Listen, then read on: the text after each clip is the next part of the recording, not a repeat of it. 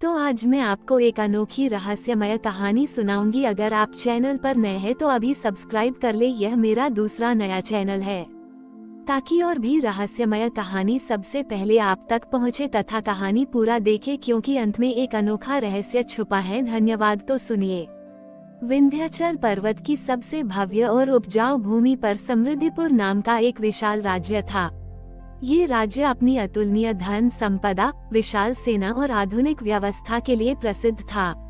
राज्य के ठीक बीच में एक प्राचीन शिव मंदिर था, जो कभी अपनी भव्यता और आध्यात्मिक ऊर्जा के लिए जाना जाता था।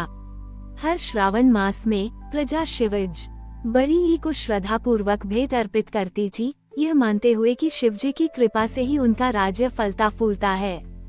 परंतु पिछले कुछ दशकों से समृद्धिपुर पर नास्तिक राजा जयसिंह का शासन था। राजा जयसिंह विज्ञान और तर्क में विश्वास रखते थे और किसी भी धार्मिक प्रथा को अंधविश्वास मानते थे। उन्होंने राज्य से सभी धर्म, छोटी ई का अनुष्ठानों और त्योहारों पर प्रतिबंध लगा दिया था और मंदिर को केवल एक पुरानी इमारत मानते थे।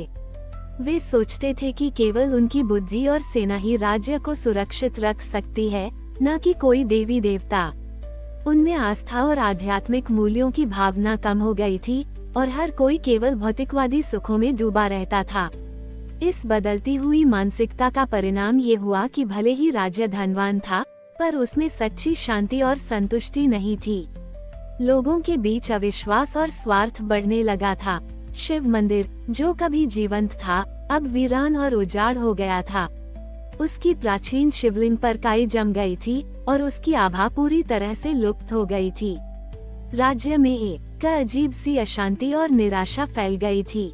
श्रावण मास आया, पर मंदिर में कोई चहल पहल नहीं थी, क्योंकि राजा ने धार्मिक कार्यों पर प्रतिबंध लगा रखा था। प्रजा चिंतित थी, क्योंकि उन्हें पता था कि शिवलिंग का निस्तेज होना और राज्य में बढ़ती अशांति उनके राजा के नास्तिक स्वभाव और शिवजी की नाराजगी का संकेत है। राजा जयसिंह का मन भी उनके विचारों की तरह कठोर और तर्कसंगत था। वो कभी किसी पर विश्वास नहीं करते थे, सिवाय खुद पर और अपनी शक्ति पर। वो अक्सर आध्यात्मिक लोगों का उपहास करते और उन्हें मूर्ख समझते थे। उनका मन शिवजी की भक्ति से ज्यादा अपनी वैज्ञानिक उपलब्धियों और राजनीतिक प्रभुत्व पर केंद्रित था। श्रावण का महीना आया, शिवलिंग धूल और काई से ढका था और मंदिर में सन्नाटा पसरा था। राज्य में भले ही धन था, पर लोगों के चेहरों पर खुशी नहीं थी। श्रावण के पहले सोमवार की सुबह थी। नगर के बाहर एक छोटी सी गुफा में बैठे एक वृद्ध सिद्ध साधु, जो वर्षों से राजा जयसिंह के नास्तिक स्वभाव को देख रहे थे, उन्होंने राजा को अपने पास बुलाया। राजा को साधु संतों पर विश्वास नहीं था, पर साधु की ख्याति इतनी थी कि वह मना नहीं कर पाए। साधु ने शांत स्वर में कहा, हे राजन, ये शिवलिंग केवल एक पत्थर नहीं है, ये विश्वास का केंद्र है जिससे ये राज्य सदियों से जुड़ा है। यह इसलिए निस्तेज है क्योंकि तुम्हारे भीतर तर्क का अभिमान और अविश्वास का अंधकार बढ़ गया है। शिवजी को केवल विज्ञान से नहीं, बल्कि हृदय की श्रद्धा और शुद्ध विश्वास की ज्योति से प्रसन्न किया जाता है। शिवलिंग तभी फिर से चमकेगा जब तुम अपने भीतर अहंकार और नास्तिकता के मैल को हटाकर भक्ति का बीज बोओगे। साधु ने राजा जयसिंह को एक चुनौती दी। इस श्रावण में तुम्हें इस शिवलिंग को फिर से पूरी तरह प्रज्वलित करना होगा।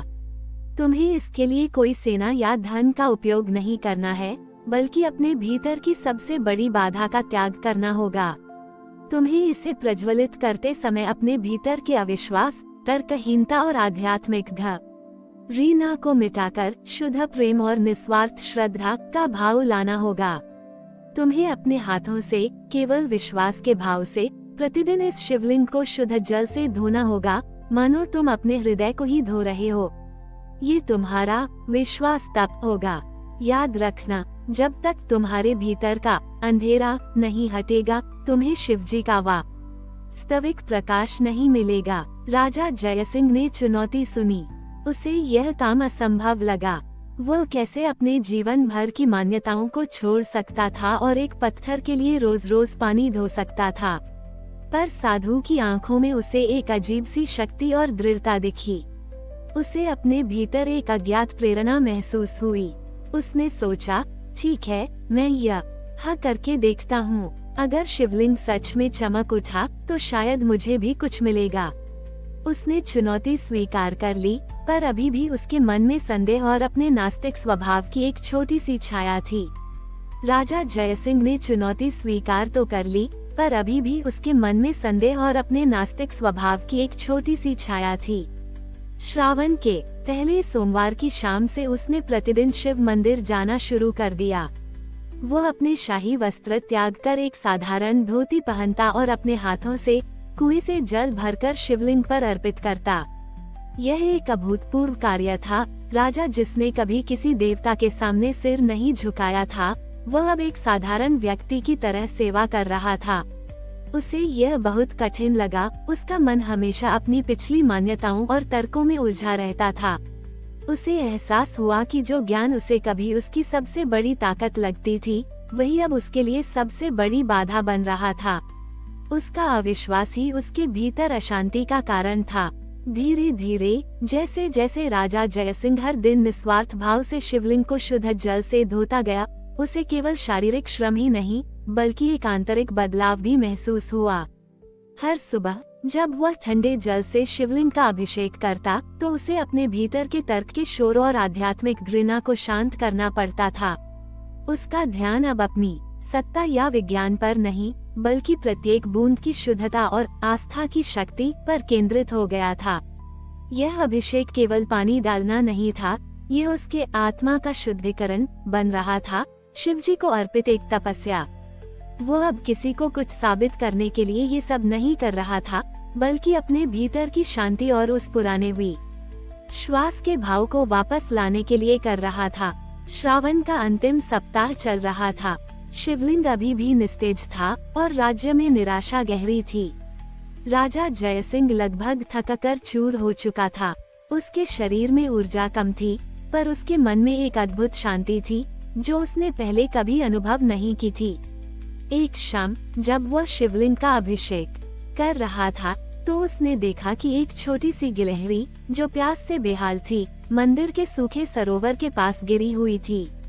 उस निरीह जीव को देखते ही राजा जयसिंह के भीतर एक असीम करुणा का संचार हुआ। उसे लगा जैसे शिवजी स्वयं इस छोटे से प्राणी के रूप में उसे संदेश दे रहे हैं कि सच्चा विश्वास केवल मंदिरों में नहीं, बल्कि छोटी ही सभी जीवों के प्रति दया में है। उसने अपनी अंतिम शक्ति से अपने लोटे में बचा हुआ थोड़ा सा जल उस गिलहरी को पिलाया, इस बार किसी दिखावे के लिए नहीं, बल्कि केवल निस्वार्थ प्रेम और समर्पण के भाव से। श्रावण के अंतिम सोमवार की सुबह थी। राजा जयसिंह अब भीतर से शांत, विनम्र और सच्चे विश्वास से प्रकाशित शिवल छोटी ही अहंगा के सामने खड़ा था।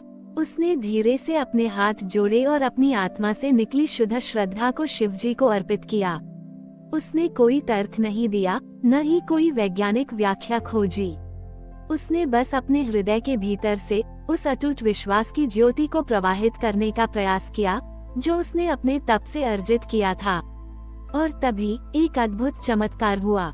शिवलिंग जो दशकों से निस्तेज और काई से ढका था, अचानक एक तीव्र नीले सफेद प्रकाश से जगमगा उठा। उसकी आभा इतनी विशाल और तेजस्वी थी कि उसने पूरे मंदिर को ही नहीं, बल्कि पूरे राज्य को प्रकाशित कर दिया। मंदिर में फैला सन्नाटा तुरंत एक गहन शांति और आनंद में बदल गया। सबसे हैरान न करने वाली बात ये हुई कि शिवलिंग के चारों ओर की काई गायब हो गई थी और वह नए सिरे से तराशे गए संगमरमर जैसा चमक रहा था, मानो उसका पुनर्जन्म हुआ हो। राज्य में फैली अशांति तुरंत विश्वास, प्रेम और सामूहिक सद्भाव में बदल गई। प्रजा जो उस अद्भुत प्रकाश और शिवलिंग की नई भव्यता से आकर्षित होकर मंदिर की ओर दौड़ी, वे शिवलिंग को पूरी तरह से प्रकाशित देखकर हक्के बक्के रह गए। उन्होंने राजा जयसिंह को विनम्रता से शिवलिंग के सामने खड़े देखा। उसके चेहरे पर एक ऐसी दिव्य शांति और करुणा थी जो पहले कभी नहीं थी। उन्हें एहसास हुआ कि यह केवल एक चमत्कार नहीं था, बल्कि राजा के भीतर के अविश्वास, त्याग और अटूट श्रद्धा का प्रतिबिंब था, जिसने राज्य को सत्य के उजाले से भर दिया था। समृद्धिपुर वास्तव में आस्था और प्रेम का स्थान बन गया था। राजा जयसिंह जो कभी नास्तिक और अहंकारी था, अब समृद्धिपुर के लिए एक प्रेरणा और सच्चा धर्मात्मा बन गया। सन ने अपनी प्रजा को सिखाया कि सच्ची समृद्धि और सुख केवल भौतिक लाभ में नहीं, बल्कि अपने भीतर की विनम्रता, निस्वार्थ प्रेम और अटूट विश्वास में मिलता है। शिवलिंग अब केवल मंदिर का प्रतीक नहीं था, बल्कि एक निरंतर याद दिलाता था कि सच्चा विश्वास ही सबसे बड़ा प्रकाश है, और वही हमें शिवजी के वास्तविक स्वरूप से जोड़ता है। हमारी और भी आध्यात्मिक एवं अनोखी कहानियाँ देखने के लिए हमारे चैनल पर जाएं तथा धार्मिक एवं पौराणिक अनोखी कहानियाँ हमारे चैनल पर है। कृपया जाके देखें तथा हमारे चैनल को सब्सक्राइब करके रखें और वीडियो लाइक जरूर करें। धन्यवाद।